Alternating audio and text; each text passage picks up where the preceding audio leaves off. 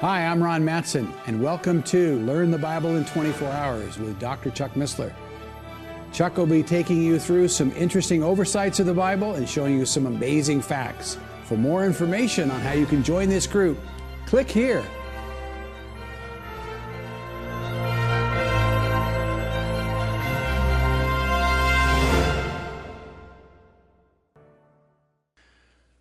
Well, we are in hour 9 of Learning the Bible in 24 Hours.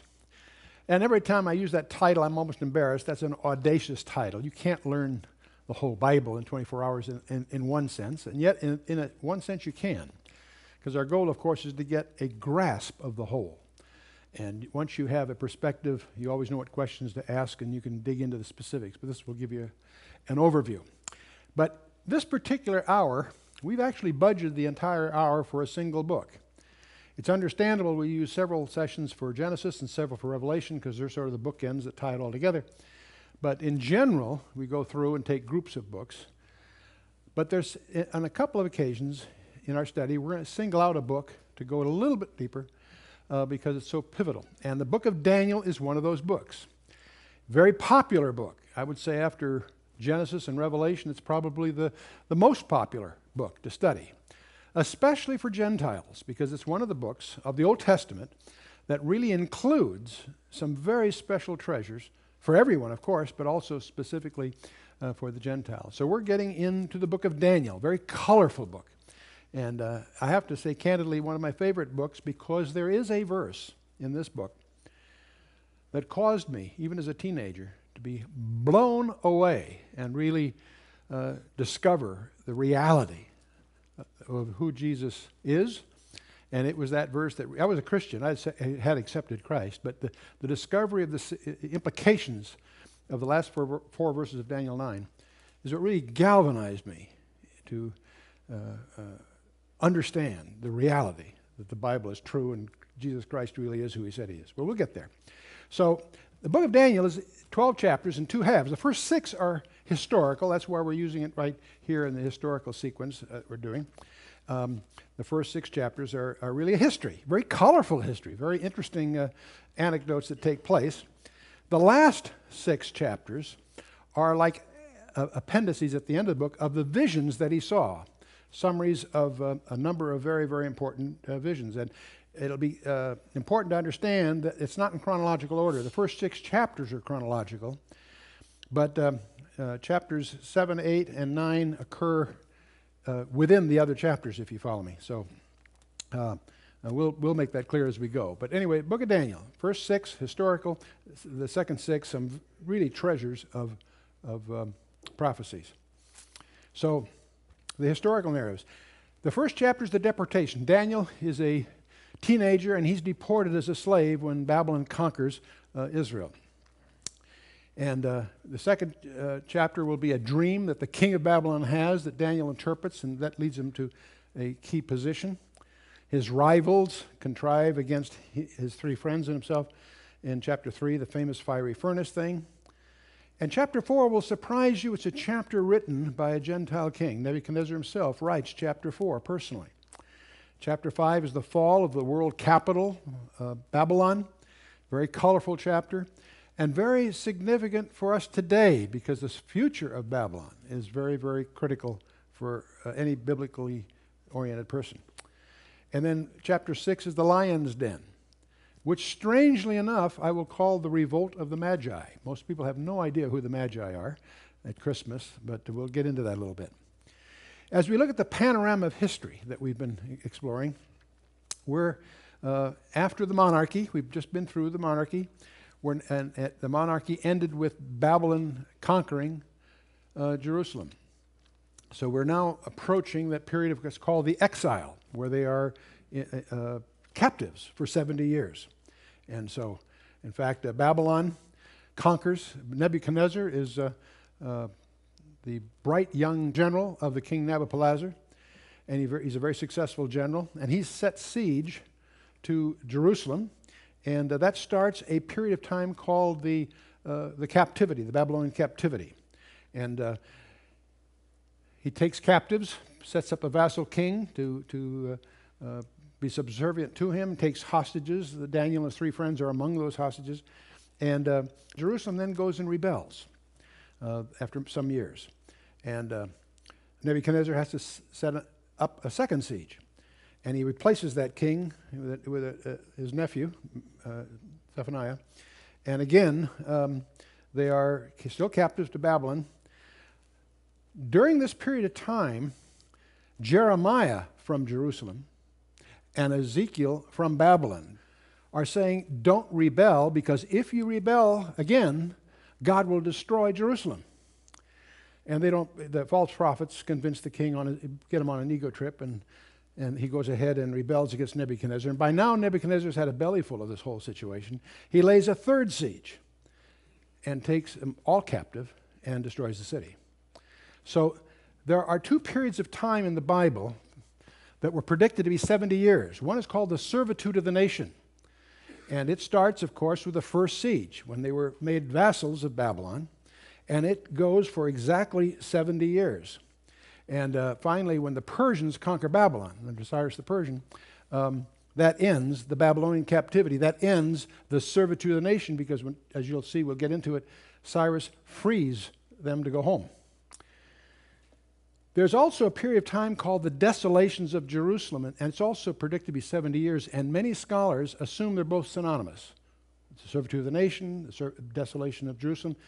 They're both 70 years, but the desolations of Jerusalem start from the third siege. 2 Chronicles takes us up to the end of the servitude, when they finally get to go back home.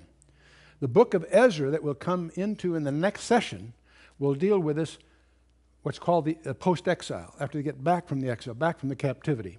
And then, now the desolations of Jerusalem, which starts with the third siege, ends when they're able to finally rebuild the city. And they do that under Nehemiah. And Nehemiah, by then, is a cupbearer to the king. It's in charge of the area, Persian king. And he gets permission to rebuild the city. The temples is the problem. They've gone ahead and worked on that during the days of Ezra. Nehemiah comes along and gets the authority to rebuild the city. The decree of Artaxerxes will turn out to be very important to us as we get into this. And that triggers a very, very provocative prophecy in the book of Daniel that we'll be looking at.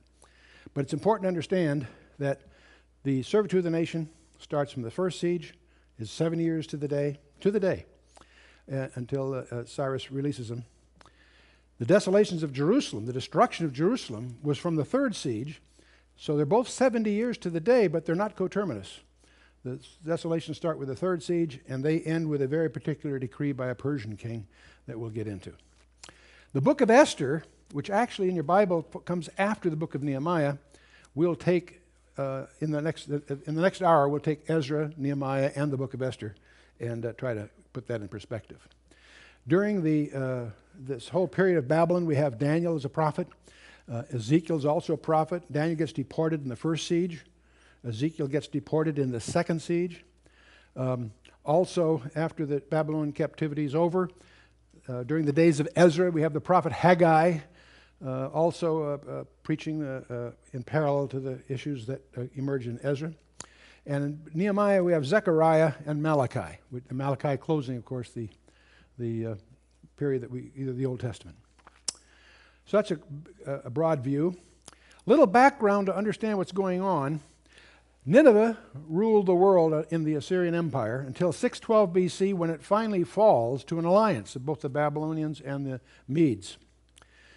It's only a few years later that Pharaoh Necho of Egypt is now emerging as the dominant player, because he leads an army against the remnants of the Assyrian Empire. During that time, by the way, is when Josiah fights Pharaoh Necho to try to get the Ark of the Covenant back, and gets killed. Pharaoh Necho, most people don't realize, is Ethiopian, not Egyptian. And that leads to a whole other study I encourage you to look at in terms of the possibility that the Ark of the Covenant is still being protected by the Ethiopians to present to the Messiah when he rules in Zion. But anyway, 3 years later, there is a famous battle, Battle of Carchemish, because by then Nebuchadnezzar, the general under Nabopolassar, the king of Babylon, his son, is a sharp guy, and he ends up defeating Pharaoh Necho at the Battle of Carchemish, which makes Babylon the dominant power in the region. This is the typical date used to mark the beginning of the Babylonian Empire. And so that's the background. Now, on his way home, Nebuchadnezzar lays siege to Jerusalem for an additional trophy. During that siege, he discovers that his father has died. He's now the king of Babylon. He succeeds at the siege, sets up a vassal king, takes Daniel and his 3 friends, among others, as hostages to be educated. They're teenagers to be educated at court at Babylon to serve in the court of the king of Babylon. And so Daniel, by the way, is the most authenticated book in the Bible. Many people have problems with Daniel. There's more archaeological and documentary evidence of Daniel than any other book in the Bible. It has been authenticated by none other than Jesus Christ himself. And we'll look at that before the studies are over. So if you believe in Jesus Christ, you have no problem about the authenticity or the reliability of the book of Daniel. If you don't believe in Jesus Christ, you got bigger problems than the authenticity of Daniel. But his 3 friends are deported as teenagers in the first of the 3 sieges by Nebuchadnezzar. And in chapter 1, they commit themselves to refrain from the diets and practices of the Babylonians, and they want to stay faithful to the way they've been taught, despite the fact that they are in an enforced pagan environment. It's a very interesting thing to study because our children are in an enforced pagan environment. And it's interesting to see the contrast and the faithfulness of these young men. And one is named Hananiah, that's his Jewish name, but all 3 are given Babylonian names. And due to this popular song about this, everybody knows the Babylonian names, Shadrach, Meshach, and Abednego. Well, Shadrach's name was Hananiah, which means illumined by the sun god, is what it means. They're given Babylonian names in the Babylonians' attempt to get them assimilated into their culture. And Mishael is called Meshach, who is like the moon god, is what it roughly means in Aramaic. Azariah, his name was Abednego. So the Shadrach, Meshach, and Abednego are the Babylonian names. Hananiah, Mishael, and Azariah are their Hebrew names.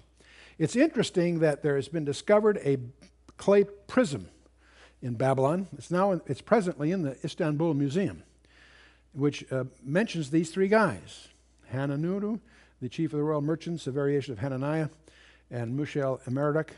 Merodach was one of the gods they worshipped, and Ardinabu. Many people believe that these are the pronunciations are very corrupted because of our clumsy attempts to transliterate from one language to another. Transliterate is different than translation. Transliterate means you try to render it roughly the way it's pronounced. And you'll see some strange ones. But anyway, this is regarded as authenticating the 3. But anyway, so here we have this young king who's just taken over from his father. His father passed away. This young general is now the king. And he inherits the staff advisors, these cronies that advised his father. And he can't tell whether they're really any good or not. So he's defeated the Pharaoh Necho, so he's taking over the throne on his father's death. But these staff advisors, he doesn't know whether they're any good or not. One night, Nebuchadnezzar has a very troubling dream, and he uses the dream as an opportunity. On the one hand, he's troubled. He wants to know what it means. But he also uses it as an opportunity to see if these guys really have any unique skills. So he insists that they interpret it, but he won't tell them what the dream is. And they're upset about that because if he'll tell them what the dream is, they'll contrive some kind of explanation. But he won't do that. In fact, he believes they're stalling for time. They're not giving an answer one. So off with your heads. In other words, he knew how to reduce head count when it wasn't being productive. So he's really using this as a test, and of course he puts out the word. Now, what obviously happens, when you read chapter 2, Daniel is in the job category that's been wiped out. Everybody in that job description was to be killed. And when Daniel gets the word, when the word comes down, that's what's going to happen. He goes to a supervisor, Arioch. He says, "Give us a chance at it, and we have a God that'll help us," and so forth. And so Arioch, what Daniel does, he goes to his 3 buddies and says, "Boy, we have a prayer meeting tonight, guys, because tomorrow off with their heads otherwise." And so anyway, they go to Arioch. Arioch arranges for them to present to the king the results. And chapter 2 is one of the most dramatic chapters in the Bible because you've got these skeptics whose lives are at risk in the back row watching all this. And here's these 3 or 4 young guys. Daniel comes up and he explains to the king what his dream was, and he also interprets what it means. So this is not subject conjectures. Daniel will interpret the dream for you. But obviously, Nebuchadnezzar is profoundly impressed, and he elevates Daniel to high office. And so, now the dream that Nebuchadnezzar had, in his dream, Daniel explains, that he saw a metal image, a very tall metal image. The head was of gold, the arms and chest was of silver, the belly and thighs were of bronze, and the legs were iron, and the feet were also iron mixed with clay. And as you will discover, there are 4 different metals here. The 4th one has a second phase where it has something added to it. We'll get to that when the time comes. And then what happens is a stone cut without hands, hits it at the base, and that stone grows into a mountain that doesn't only just fill that region, but it fills the entire world. Pretty strange dream. If you had that kind of a dream, you'd probably be pretty troubled too. Well, Daniel goes ahead and explains it. He says, "You, king, are this head of gold, and but you're going to be succeeded by someone else." And what he lays out, what the metal image turns out to be, is a timeline of the great empires. Babylon first, Persia the next, then Greece, and then Rome. But Rome apparently is in 2 phases, because it's going to break into pieces, and then those pieces are going to recoalesce into a second phase of that first empire. So we'll call it, for our purposes, Rome phase 1 and Rome phase 2. And most scholars recognize that Rome in those 2 phases are represented by the iron and the iron mixed with clay. We're going to discover in a subsequent vision the same information that in effect supports this same view. We'll get to that when we get to chapter 7. But what's interesting here is Babylon, of course, rose in 606 BC, as I mentioned. In 539, the Persians conquer Babylon. And the Persians endure till a young guy by the name of Alexander the Great conquers the Persians in 332 BC. And Greece continues till about 68 BC, when this upstart on the Tiber called Rome by then conquers the Greeks. And the question is, who conquered the Romans? No one did. Right on, exactly. Rome broke into pieces, and each one of those pieces has had their day in the sun. And the Dutch did, the Germans twice, the French did, Spain did with the Armada, England with as mistress of the seas and so forth.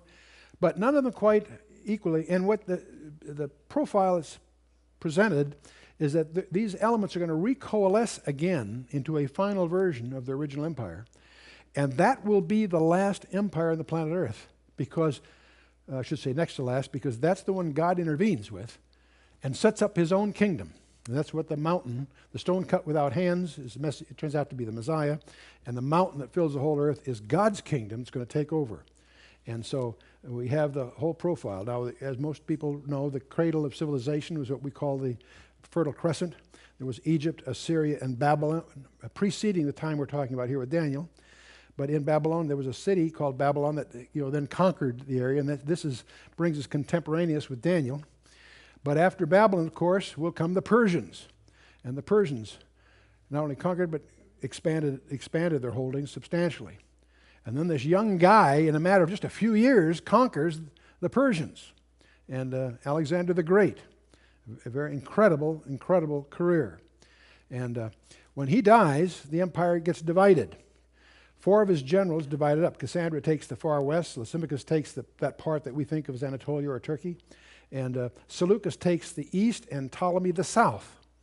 The 2 strongest of the 4 are Ptolemy and Seleucus. They're the primary players, and the dynasties, a half a dozen of their dynasties on both sides, fight with each other. And what's caught right in the middle is, guess who? Israel. Now, many people talk about the period between the Old Testament and the New Testament as the silent years. And that's true in a sense, and yet it betrays a lack of understanding of the book of Daniel. Because in Daniel chapter 11, the history from the Old Testament through the New Testament is written down in advance in chapter 11. And we'll discover the so-called silent years are detailed in advance in Daniel 11. Interesting book. And of course, the Roman Empire succeeds all of this and grows to be a well-known period of our history. What most people don't realize, many of us that study the Bible or study these things, when we think of the Roman Empire, we think of Western Europe.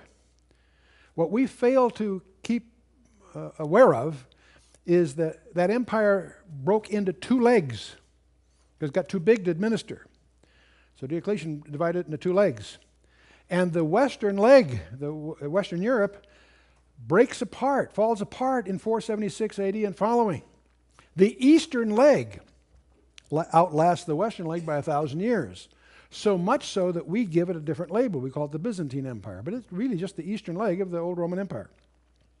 Anyway, so we have a period of the times of the Gentiles. This is a phrase we find in the book of Luke, because what Nebuchadnezzar begins, and it will continue until the Antichrist, is the dominion of the planet Earth under Gentile leadership. The Antichrist, this coming world leader, I'll tend to call him, ends this peculiar period of time that are known in the Scripture as the times of Gentiles. Now, it's interesting that from Daniel chapter 2 through Daniel chapter 7, the focus of the book is on the Gentile world. And the language of the text changes. The book of Daniel is in Hebrew up to beginning of chapter 2, and after chapter 7, it's in Hebrew, like most of the Bible. But from 2 to 7, it's in Aramaic, which was the Gentile language of the period. And because that's the focus of it. And Daniel's prophecies are a very rare glimpse of the Gentile world. In general, the Bible always talks about both past history and future history or prophecy through the lens of Israel. But we have a gift here, a very unusual gift, because Daniel's prophecies are going to focus on the Gentile world. It's an exception in the Bible.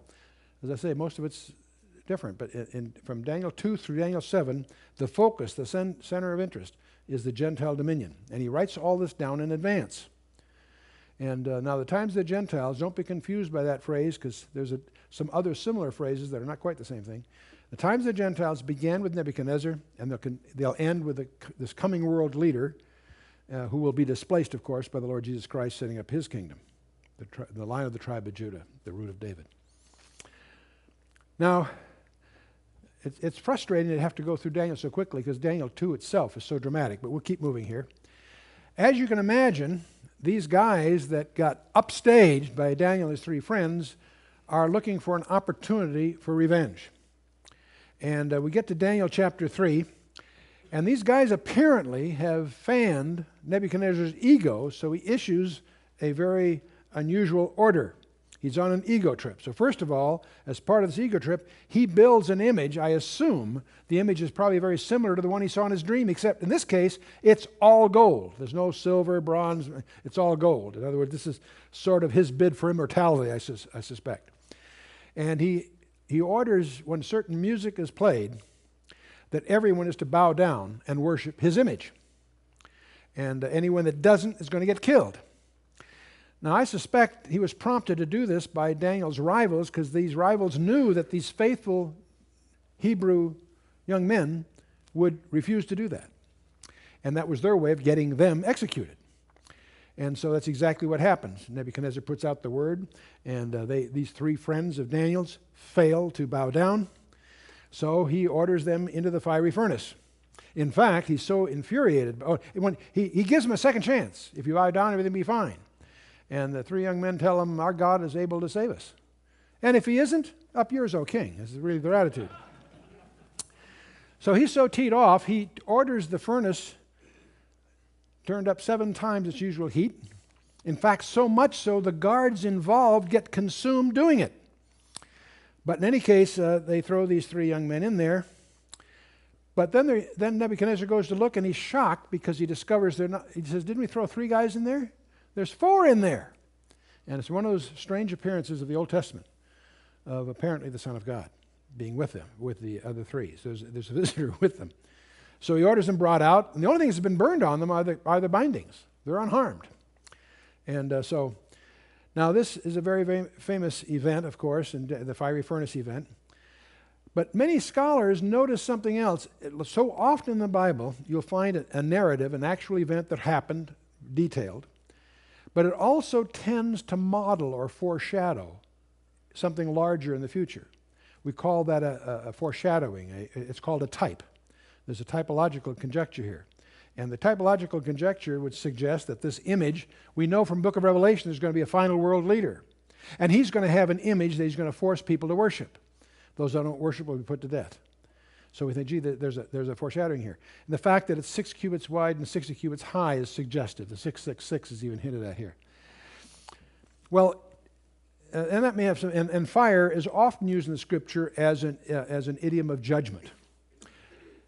But if that's the case, the question that gets surfaced here is, where was Daniel? Where was Daniel? Because he's missing. But many people don't notice in chapter 3 this very familiar story, but Daniel's not among them. And so there's 3 possibilities. One possibility is Daniel must have yielded to the king's challenge. He must have bowed to this image. How many think so? Absolutely not. Absolutely, you're right. The other thing is maybe somehow Daniel was exempted from the accusation by his enemies. Somehow I don't think that's true either. The third possibility is the reasonable conjecture, and that's that Daniel was removed from the situation somehow. I suspect that since he was so senior for the king, he was like virtually prime minister, that he was sent on some errand for the king, some foreign assignment to go do. He's on some kind of a trip. And that's what his enemies took advantage of to try to get his 3 buddies executed. The point is that Daniel doesn't explain why, but Daniel's not in this situation. And so many people that make a point of that it's kind of interesting that there's apparently a privileged believer removed before the judgment. And so I wouldn't make doctrine from that, but I think it's interesting to observe. Well, chapter 4 is a surprising chapter because Nebuchadnezzar writes the chapter himself. He writes it and has it posted throughout the entire world that he controls. He ends up having a second dream in which there was a great tree that was hewn down. I'll give you a brief version of it. It was cut down after 7 years. And Daniel interprets the dream to him. That the dream, he's the guy. And Nebuchadnezzar's on the ramparts of Babylon and taking pride. Look what I have done. He's on a big ego trip. And that's exactly what the dream was anticipating. Because of pride, he would have a 7 years in the penalty box, so to speak. And a year later, he's again on this parapet bragging about what a great king he thinks he is. And he's stricken with a mental derangement, a form of lycanthropy, where he is literally eating grass. And according to the Hebrew records, a Talmud I think it is, Daniel was his nurse during those 7 years. At the end of the 7 years, he's cured of that, but he also recognizes and acknowledges that it was a fulfillment of the dream that he had himself a year earlier. And so he writes the chapter. He recovers and he publishes his personal testimony throughout the entire world. And I personally, from reading chapter 4, will not be surprised when in heaven if I run into Nebuchadnezzar. I think he's a saved person, interestingly enough. He had a very intimate relationship with his friend Daniel. They were very close, apparently. But anyway, the reason he's so prideful, you need to have a little perspective of Babylon. The city of Babylon, of course, was fed by the Euphrates. It straddled the Euphrates virtually. And and it had a double wall system. If you look at just the Babylon proper, it has a double wall and a moat, and they had 250 watchtowers, 100 feet higher than the wall itself, and there's a banquet hall involved. I'll show you where some of this stuff is. That's the town itself. There's a processional way up at the top, and there's the Tower of Babel that's featured in Genesis 11, the Temple of Marduk, and so forth. The king's palace is going to be the scene of the events in chapter 5. And that building has been rebuilt. Saddam Hussein has even used it for affairs of state. But notice how the river Euphrates goes through the city to provide it water in case of a siege, but that water feeds the moat that protects the city. And the wall was no trivial wall. They had chariot races 4 to 6 abreast on top of the wall. So you're talking 15 miles on a side. So this is a sizable place, and it was considered impregnable, and therein lies their vulnerability, that belief. Now, the kings of the Babylonian Empire, after Nebuchadnezzar, of course, had Nebuchadnezzar as his son that established the kingdom. And he has 2 sons and 2 daughters. And his first son takes over for a bit, but he's a bad apple. His other daughter married. But Nerigalasser he takes over, and his son, I think, lasts 2 months. And then finally Nabonidus takes over. And he has his son, Belshazzar, as a co-regent. We'll discover that Nabonidus was he had married one of Nebuchadnezzar's daughters. He is just not interested in Babylon. He's off in foreign intrigues down in Arabia and doing other things. In fact, he had not been in town for 14 years when it finally falls. And that's worth understanding because there's a huge discrepancy. The secular world had all kinds of evidence that Nabonidus was really the king of Babylon when it fell. And that's why the Bible couldn't be correct. Well, they discovered more recently things that point out that Belshazzar, his son, was reigning at the time exactly the way Daniel says. So not only do we know that Daniel wrote that chapter 5 was correct, it had to be by an eyewitness, we know now. But Daniel 5 is the fall of Babylon. Very, very colorful amount of history here. Instead of the Persian army is on the horizon, instead of defending the city, he throws a party for 1,000 of his nobles. And big mistake. The Persian army is formidable and been on the uprise here. But they're having this big party, and Belshazzar does a dumb thing. He sends across the street to the museum to bring out the implements that his grandfather had taken from the temple 70 years earlier and going to use them as party implements. Well, that's just guaranteed to anger God even further. So what the party is doing great until they see the fingers of a man's hand writing on the wall. And of course, it's astonishing to realize how many expressions in our common day language come from Daniel. He saw the handwriting on the wall. You've all used that expression. There's numbers up. You're weighed and found wanting. Right? The idol has clay feet. You see, all these expressions are from the book of Daniel, interestingly enough. The experts there can't understand what's being written. They can't decipher it, which is a surprise. But the queen mother, Nebuchadnezzar's widow, is still alive, and she says to her grandson, there was a guy around in your grandfather's day. You understand they don't have any word for grandfather in Aramaic or Hebrew, so when they say father, that just means a forebear. But anyway, she says there was a guy around in your grandfather's day that had the gift to do that.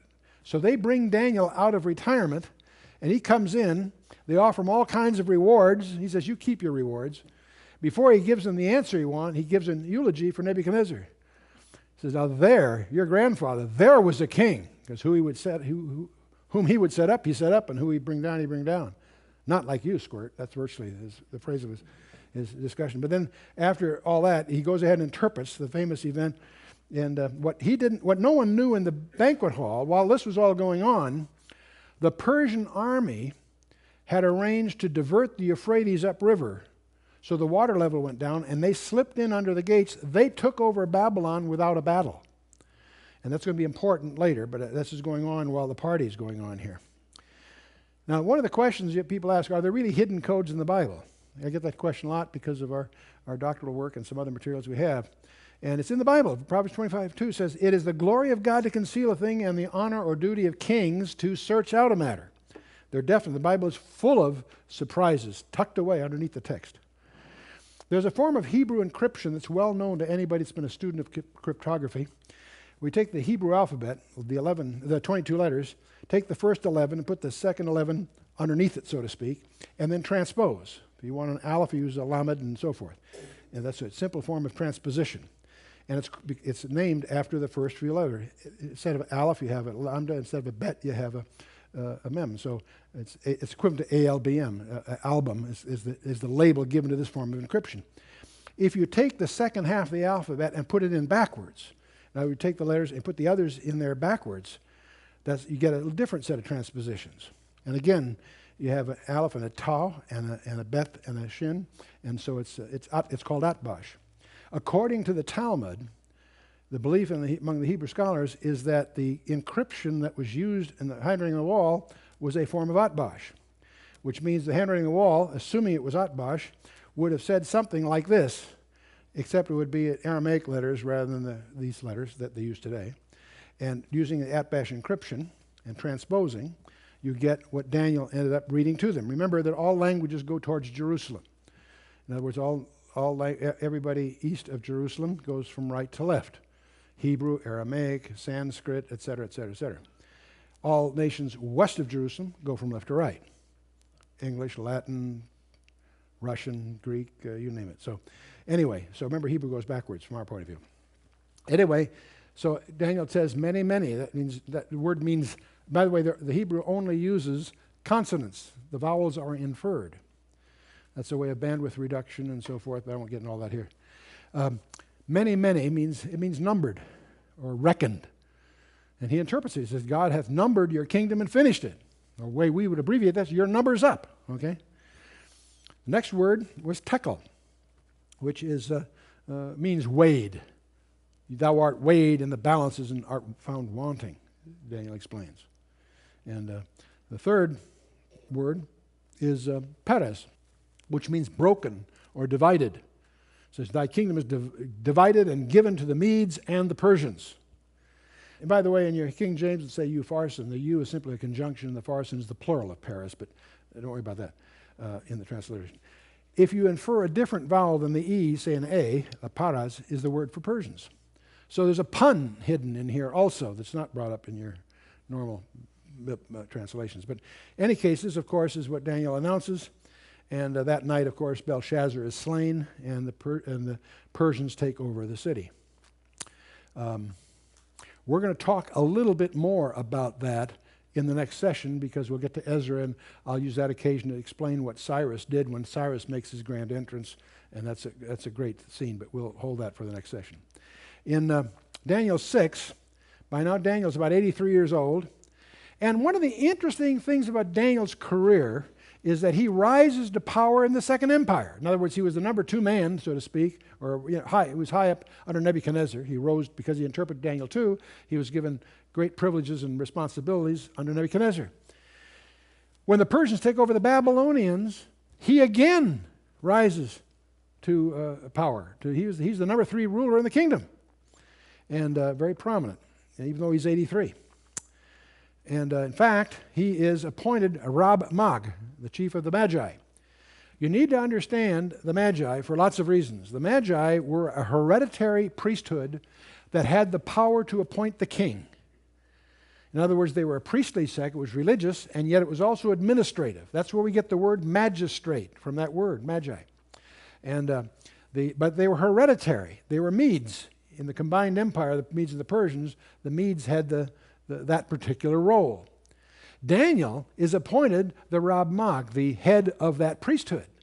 Now, how do you think it went over for these Medes to be now reporting to a Jew? They were not excited about the prospect, apparently, because they're the ones, I believe, that engineered this attempted execution of Daniel.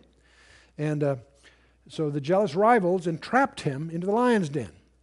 The king of the Persians, they had a strange law among them in Persia, that the king could write a law, but he could not change it once it's written. We find that operative here in Daniel 6. It's essential to understand for the book of Esther that we'll come to later, next session. But in any case, the king is tricked into signing this document, and if anyone's found praying to the wrong god, he gets to the lion's den. Of course, Daniel is very faithful, and he is praying. And so he gets into this lion's den. You all know the story. It's interesting that the king himself was upset, but he couldn't change it. And that next morning, he rushes there to see if Daniel's okay. He cares about Daniel. You see that all through this. And Daniel, of course, is miraculously spared. But something that is implied by this and some other writings is that Daniel apparently was entrusted some prophecies that he received some prophecies that he entrusted to a cabal, a secret subgroup of the Magi, that passed it on for 500 years. And these guys are the guys that follow the star to Bethlehem. And there's circumstances around that you need to understand. The Parthian Empire was the rival to Rome, and you need to understand that and who they were to really understand why Herod was so nervous when they arrived and why he was so deferent to them. There's a whole background there, but ultimately these Magi would followed a prophecy that would lead them to a manger in Bethlehem. And we'll deal with that, of course, when we get to Matthew chapter 2. Well, we've gone through half the book of Daniel. The last half are prophecies. There are the 4 beasts of Daniel 7, the ram and he-goat of Daniel 8, the 70 weeks of Daniel 9, and the dark side of the spiritual warfare thing in Daniel 10, and the climax of the book in Daniel 11 and 12. It's the final consummation of all things. Times of the Gentiles. We went through, bear in mind, we're looking at history through the lens of Israel, but here in this particular segment of the Bible, it's sort of an exception. We're going to see all of Gentile history in overview. And it's interesting, there's only 4 empires involved, not 7 or 3 or whatever, 4. Babylon, Persia, Greece, and Rome. Those 4. The 5th one will be God actually setting up his own kingdom on the planet Earth. And that 4th empire will be in 2 phases, and we'll get into that. We went through Daniel chapter 2, the gold, the silver, the brass, the iron, and so forth, Babylon, Persia, Greece, and Rome. In Daniel chapter 7, Daniel himself is treated to a series of visions. Daniel 2 was given to a man, and we see these empires as man would see them, bright, shiny metals. Daniel is given a vision of how they look to God, and the subject is the same, but the view is quite different. God sees them as a series of voracious beasts. The first is likened to a winged lion, and he's followed by a bear that rises up on one side. And there's another one that's sort of like a winged leopard. It moves so fast it doesn't even touch the ground. And then there's the last one. Daniel can't find a animal to even liken it to. He calls it the great and terrible beast, and it goes into a phase with 10 heads and so on. And we'll recognize the 10 toes on the one hand, the 10 heads on the other. We're going to realize these things two fit together like a jigsaw puzzle. And of course, the winged lion was a symbol of Babylon. The bear on one side raises up on one side. The Persians and the Mede, it was a coalition in which the Persians end up being dominant. And of course, the Greek Empire was characterized by its rapidity. Alexander in 12 years conquers the world, just a few years. At age of 29, he falls on his bed crying, there's no other worlds left to conquer. And so, but Rome, of course, emerges in roughly 68 BC, and at the Battle of Actium is when Octavius defeats Mark Antony and becomes Caesar Augustus, if you will. And you finally get down to about 284 AD when Diocletian divides the empire. By then it's grown so big he divides it into the 2 legs. In 312 AD, Constantine takes over. He's so fed up with the politics in Rome, he moves the capital of the world to Byzantium, calls it Constantinople, the new Rome. And it endures till the end of the 15th century when the Muslims finally run it over. In 476, the Western Empire, of course, breaks into pieces, and every element's had its day in the sun.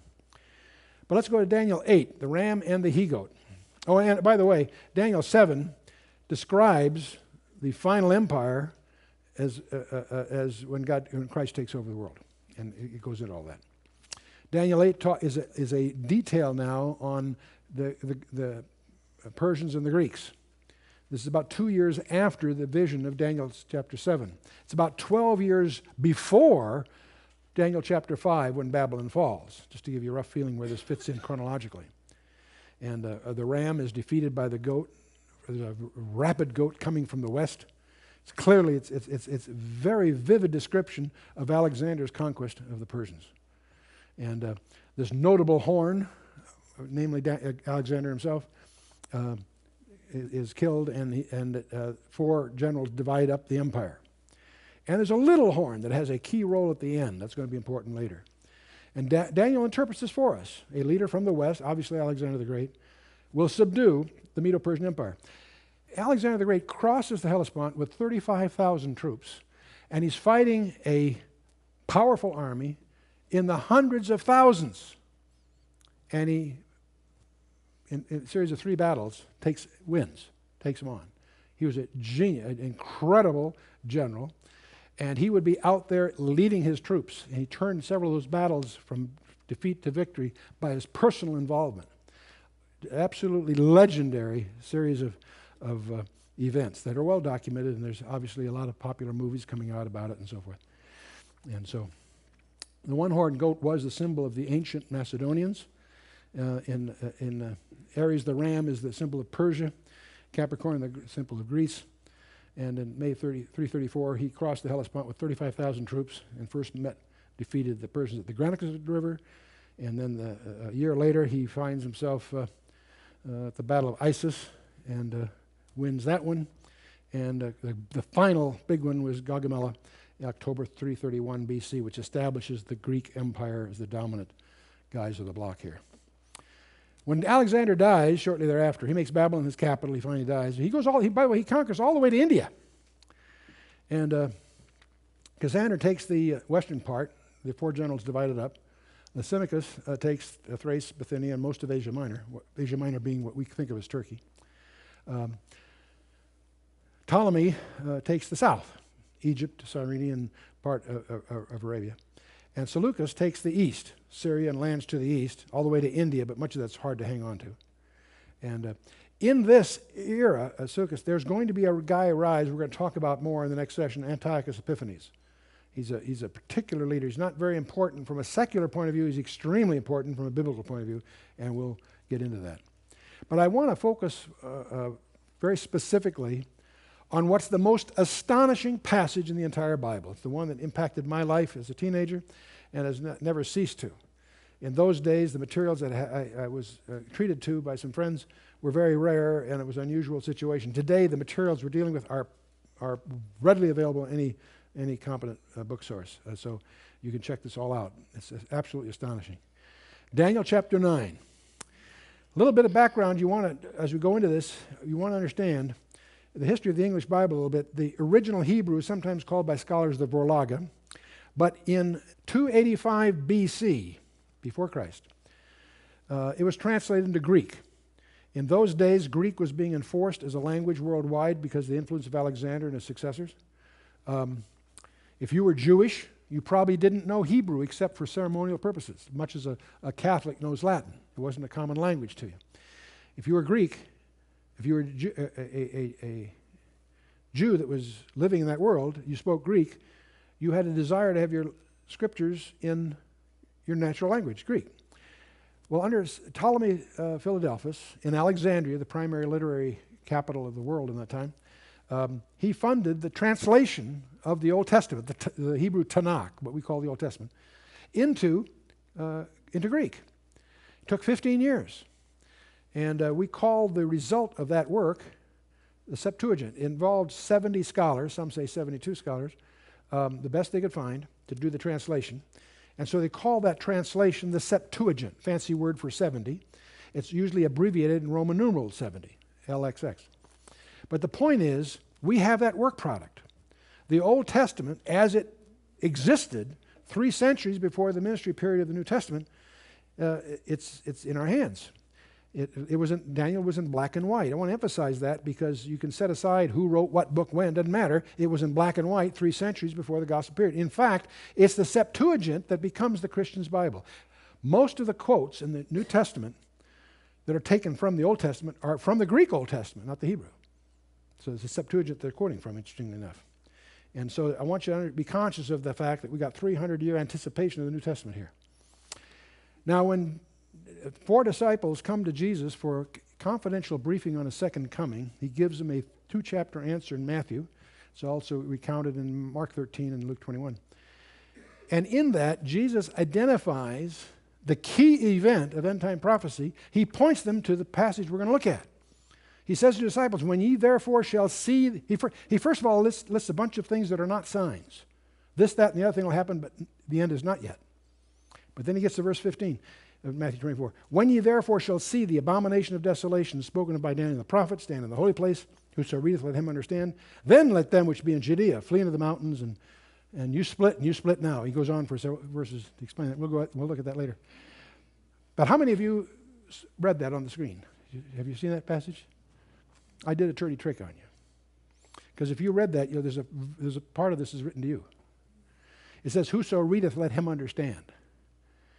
We're going to discover this gets a little technical, but it's clearly the intent of Jesus Christ that his reader understand what he's pointing to here. You with me?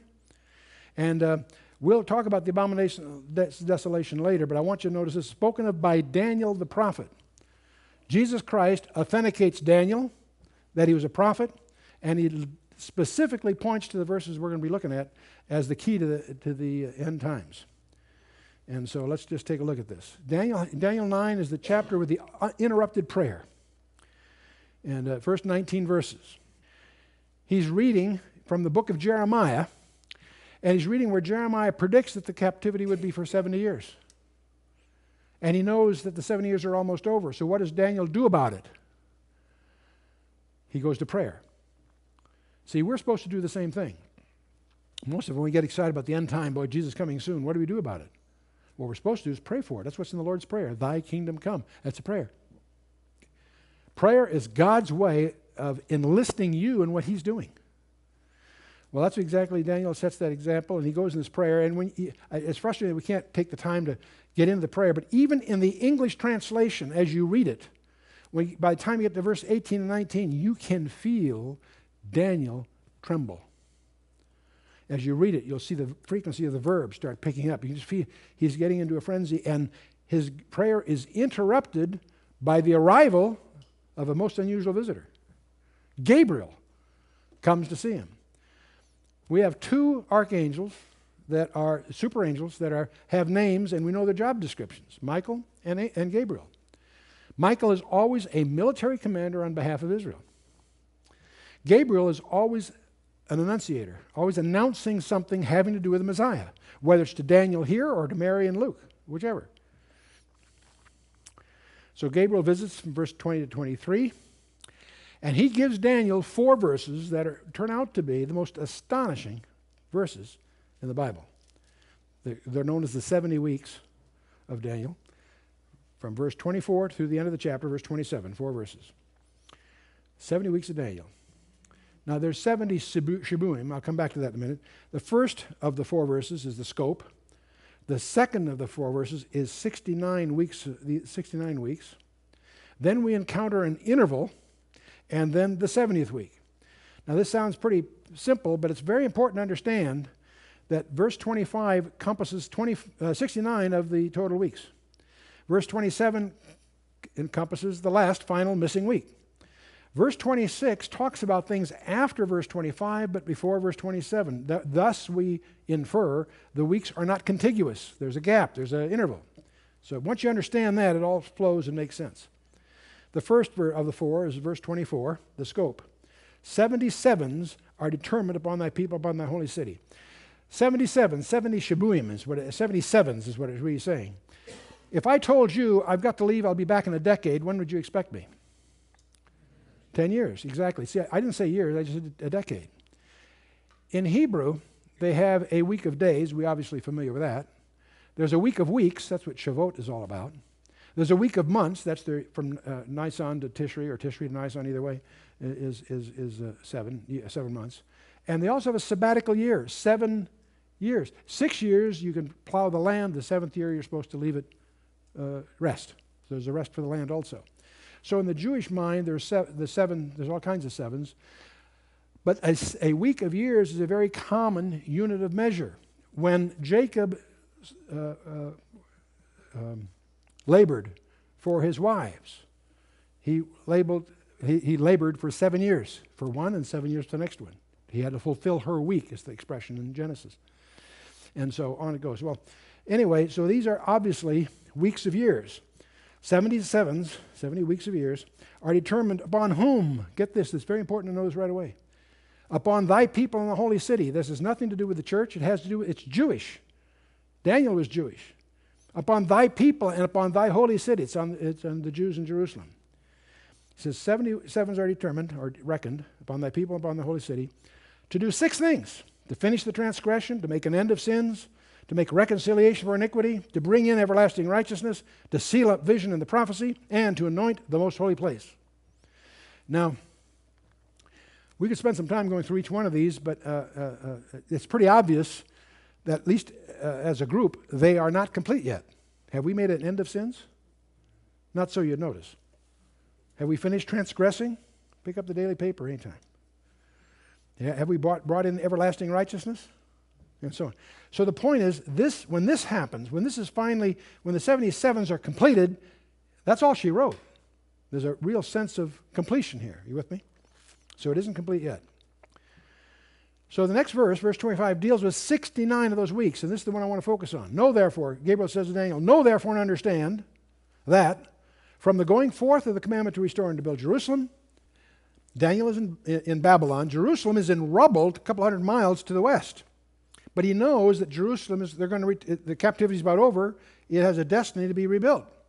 Gabriel drops in and says, by the way, know therefore and understand that from the going forth of the commandment to restore and to build Jerusalem, unto the Mashiach Nagid, the Messiah the King, shall be 7 weeks and 62 weeks, and the street shall be built again, and the wall, even in troubled times. Now I want you to notice, from unto. There are milestones. The trigger, the beginning, is a commandment to restore and to build Jerusalem. Don't confuse that with the temple. The city is in view here, and I'll prove that to you in a minute. Unto the Mashiach Nagid. The word Nagid is first used of Saul. It's Messiah the King. Shall be 7 plus 62, 62. And notice the Holy Spirit adds something here. The street shall be built again, and the wall, even in troubled times. Why did the Holy Spirit put that in there? So you wouldn't get confused, because it will be preceded by some decrees to rebuild the temple. The issue here is not the temple, it's the city of Jerusalem. The 77 are determined upon thy people and the holy city, right? Okay. Now, so we have a mathematical prophecy. From the commandment to restore and build Jerusalem unto the Messiah the King shall be 69 weeks. It turns out we're indebted to Sir Robert Anderson, the head of Scotland Yard, his landmark study of 1894, where he recognized that in the Bible, for God's own reasons, he deals in 360-day years. He does that in Genesis, he does that in Revelation. And there's a whole thing behind that we can get into. We do it when you study Joshua and the orbits of Mars and all that business, but I won't get into that here. We know that the biblical usage is 360-day years, and we're indebted to Sir Robert Anderson for unraveling this whole thing by recognizing that particular thing. So 69 times 7 times 360 turns out to be 173,880 days. And you don't have to remember that number. We'll get to that in a minute. But they say there's, some of your Bible studies say there are 4 decrees to rebuild Jerusalem. Cyrus in 537, Darius, Artaxerxes, 458, another one by Artaxerxes in 445. And these are all referred to in your Bible, by the way. But in verse 25, it spoke of Rehob, the street, and the wall, or the moat. And those are Hebrew words. They have nothing to do with the temple, they have to do with the city. It turns out that it's the city, not the temple, that's in view in Daniel's prophecy. So these first 3 are having to do with the temple, not with the city. We're interested in the one by Artaxerxes Longimanus in 445 BC. So we know where that decree is. We know that from records that was on our calendar would be March 14th to 445 BC. The problem is, okay, great, when did Jesus allow himself to be presented as a king? Several times in the gospel period. They tried to take him as a king, and he says, mine hour is not yet come. He slips away. In John 6 and some other places. Then one day, Jesus does something very bizarre. He not only permits it, he arranges it. To deliberately fulfill Zechariah 9:9. In Zechariah, the prophet said, rejoice greatly, O daughter of Zion. Shout, O daughter of Jerusalem. Behold, thy king cometh unto thee. He is just and having salvation, lowly, riding upon an ass. In fact, a colt, the foal of an ass. Thy king cometh unto thee. How will be recognized? Riding this donkey. And of course, we recognize that right away, that as we look in Luke 19, when he's riding the donkey from Bethany up over the Mount of Olives, down through the Kedron Valley, Jerusalem. And as he does so, they lay down their palm branches and the coats, and they sing Psalm 118. In Luke 19, verse 38, it says, they are singing, blessed be the King that cometh in the name of the Lord, peace in heaven, glory in the highest. How many of you have heard the thing, this is the day the Lord hath made, we shall rejoice and be glad in it? Sure, we've all heard that, and we apply it to any day, and that's okay, but that's not what it's about.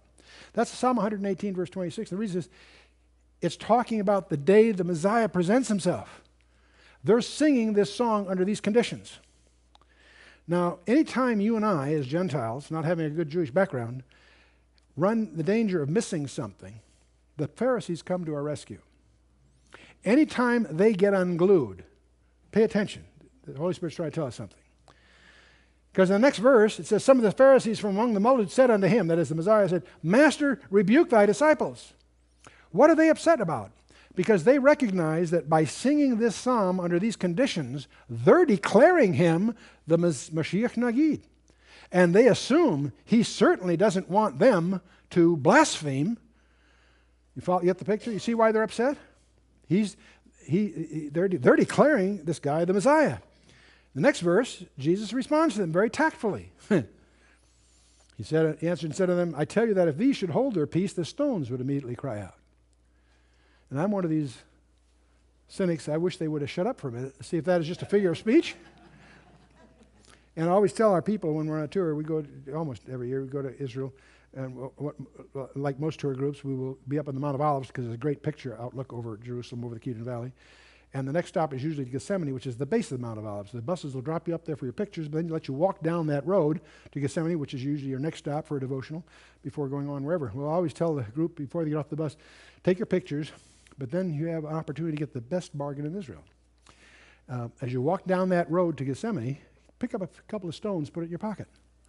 And when you get home, mount them on a piece of wood for your den or your desk at the office or wherever, and as a trophy. And when somebody is visiting, says, "What's that?" You say, "That's one of the stones that didn't cry out." And you got to explain Daniel 9. You get into Luke 19, and they brought it up. The chronology of Christ's ministry should understand. Ministry began in the fall of 28 A.D. How do we know that?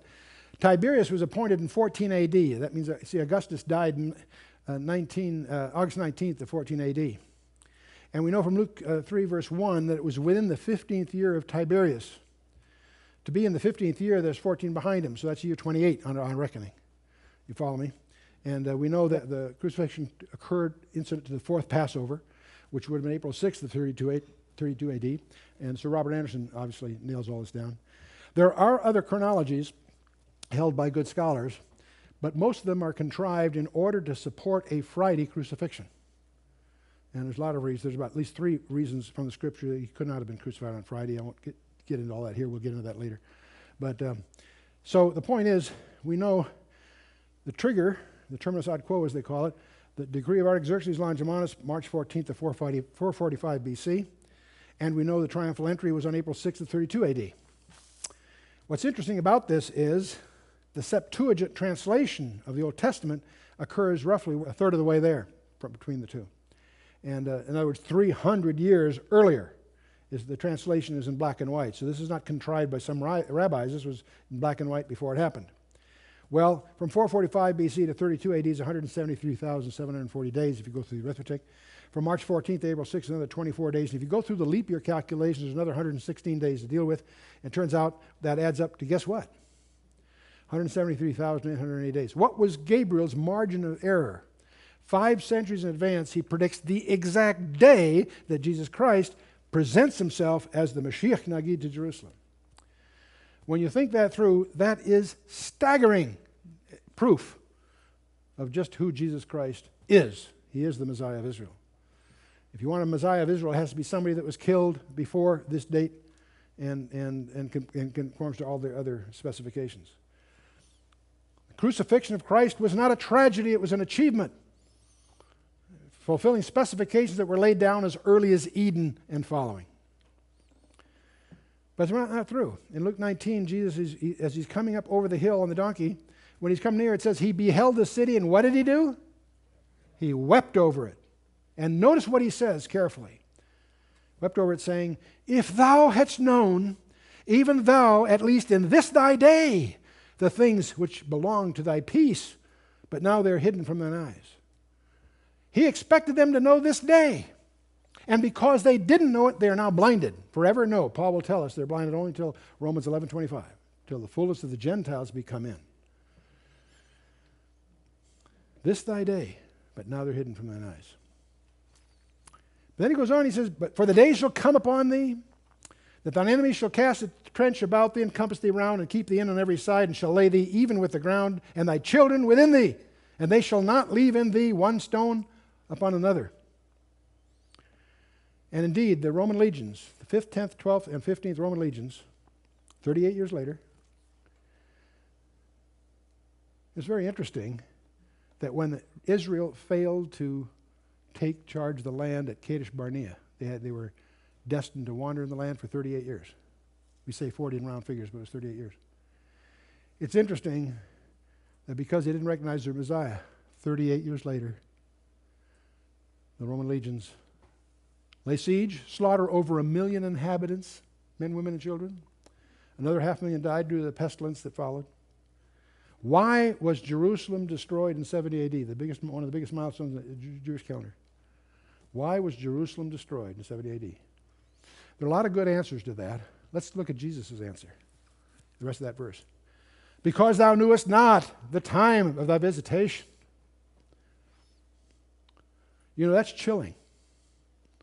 Jesus held them accountable. I personally believe he'll hold us accountable too. We've had a lot more light than they did, and I think he holds us accountable too. They knew it's not the time of visitation. The next verse talks about the interval. After 62 weeks shall the Mashiach be cut off, karat. But not for himself, and the people of the prince that shall come shall destroy the city and the sanctuary. And the end thereof shall be with a flood, and unto the end of the war desolations are determined. Karat, to be executed for a capital crime. The Messiah is going to be killed. Yes, it says so in the Old Testament. Daniel says so in several places. Daniel 9:26, Isaiah 53, Psalm 22, etc. It also introduces another character, the prince that shall come. We know who the people were that destroyed the city and sanctuary, but here there describes the people of the prince that shall come. The prince that shall come is one of 33 titles in the Old Testament of a coming world leader. We tend to call him the Antichrist. Who are the people of the prince that come? The Romans. That's why we think the prince is a Roman. That doesn't mean he's from Western Europe. We have other evidence to indicate that he's an Assyrian from the Roman Empire as it's extended in the old days. So we have this interval during which the crucifixion takes place. It takes place 4 days after the event of the donkey. Temple is destroyed. More than 38 years, we've got 2,000 that we've experienced before the 70th, this last final week. So this interval, by the way, is implied in 24 different verses throughout the Bible. The 24 is a very interesting number because it's also a symbol of the church from Revelation. The interval is defined, as I mentioned, from Luke 19:42 to Romans 11:25.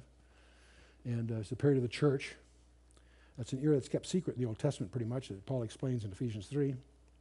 The church was born at Pentecost, and there are prerequisites for the church. The atonement, the resurrection, and the ascension all had to precede it. Spiritual gifts are only given after the ascension. So there's a whole study in ecclesiology necessary here. But let's move on.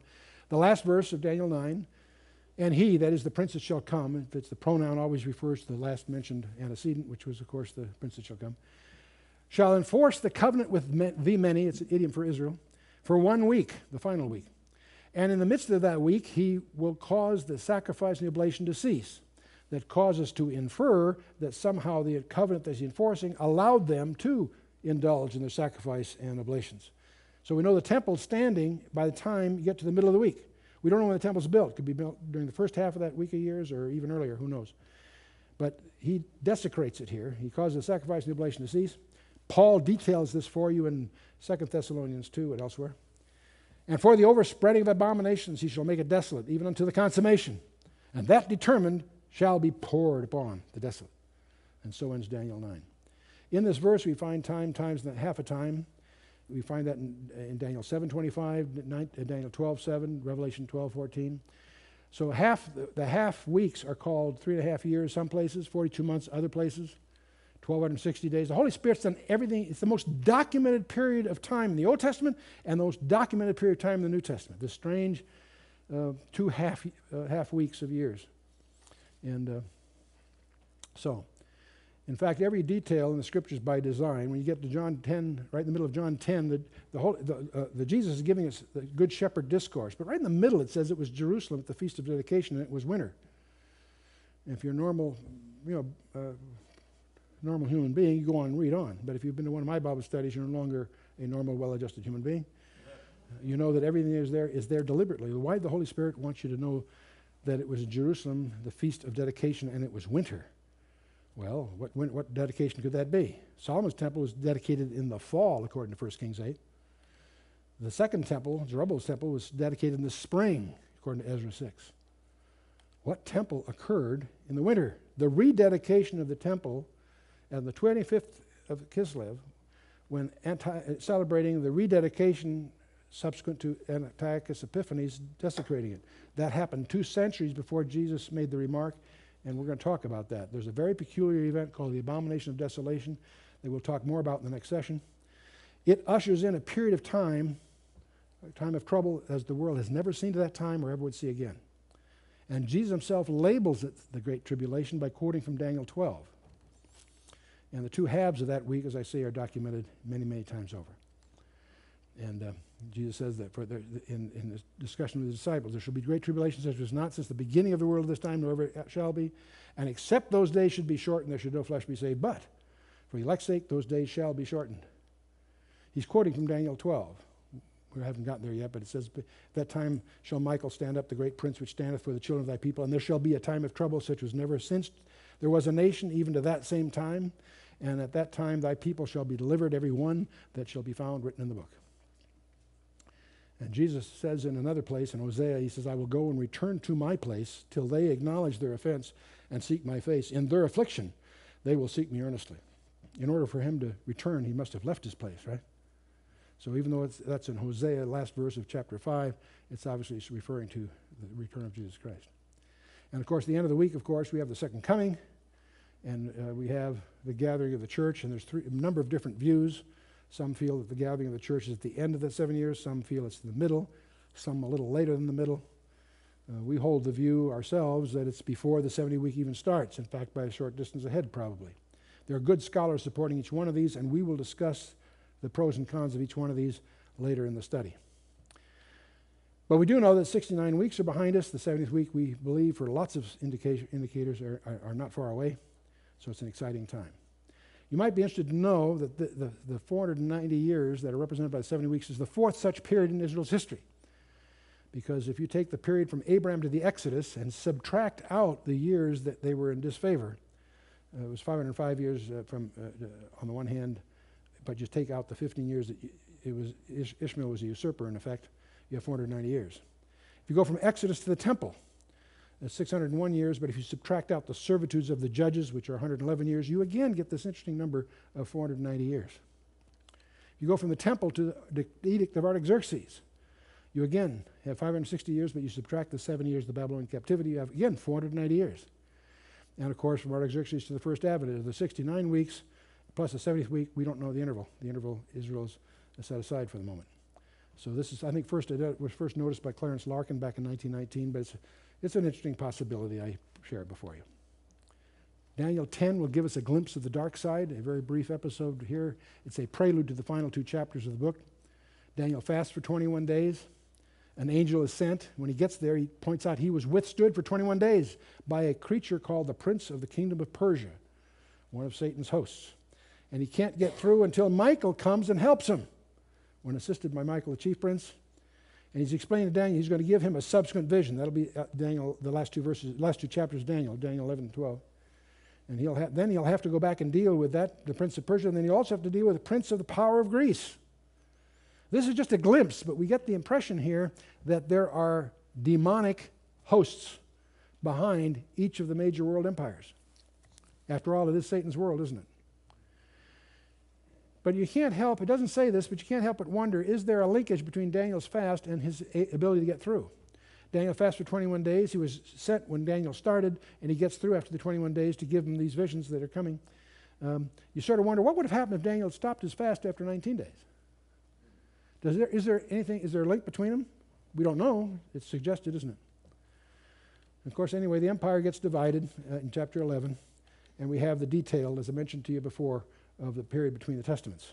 And I won't take you through these, but there's a half a dozen Ptolemaic dynasties that fight with half a dozen Antiochus dynasties, and they're so deep, the first verses 5 through 35 are so detailed that the experts have had to try to say that Daniel must have been late dated. And it was in Ptolemy Philadelphus, by the way, that the Septuagint was translated and so on. But so the detailed profile is there, and it also includes the last few verses give us a detailed background on this coming world leader, which we'll be taking up in a subsequent session. But the Bible has over 8,000 predictive verses on almost 2,000 predictions on over 700 different matters, according to one categorization by J. Parton Baines in Encyclopedia of Biblical Prophecy. In other words, the Bible is largely prophetic.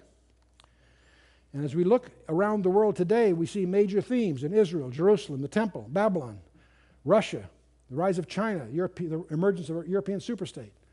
While all this is going on, a tide towards ecumenical religion. Let's all get together. A global government tide on the horizon. And of course, the rise of the occult.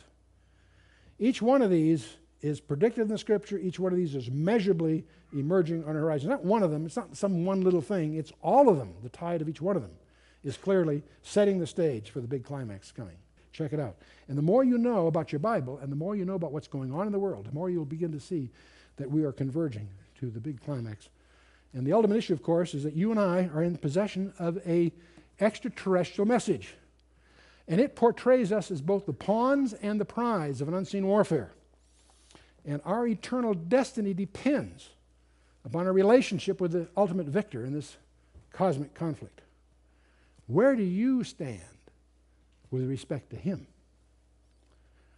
Now, in the next session, we'll talk about the decree of Cyrus. That's a very colorful thing. It'll blow you away. And we'll talk about Ezra, the rebuilding of the temple, and the book of Nehemiah, which focuses on the building of Jerusalem. And we'll talk about one of the most colorful dramas in the Bible, the book of Esther. It'll have some, it's quite a drama, very colorful. It also, hidden underneath the text, are some surprises that we'll share with you, and then we'll talk a little bit about the intertestament period in the next session. Stay with us.